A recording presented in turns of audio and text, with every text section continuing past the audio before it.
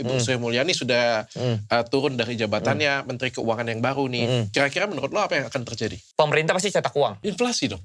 Pasti. Ya, Dia nggak terus perlu perantau. apa yang harus kita lakukan nih? Ya mati sih. Indonesia demo nih, crash. Sangat tidak stabil gitu loh ekonomi sekarang. Investor nggak nyaman, pebisnis juga nggak nyaman, pajak juga gede juga, pengusaha-pengusaha lari kan. Uang-uang juga lari sekarang ke luar negeri. Uang-uang lari dari ke luar negeri juga. Kalau kita lihat konglo-konglo, lari ke luar negeri. Kalau keadaan seperti ini dibiarkan terus-menerus. Perekonomian lambat. Demo jadinya. Demo itu kan karena lapar. Kalau semua orang kenyang, duitnya banyak kantongnya, nggak ada mau demo. Berarti benar demo dong mau. Menteri Keuangan yang baru. Nanti ketika perekonomian 7-8%, mereka sibuk cari uang. Nah sekarang yang lapar banyak masalahnya. Kalau kita melihat ya sampai sekarang kan cukup menyeramkan ya apa yang diceritain ya. Mungkin nggak Indonesia resesi atau bangkrut?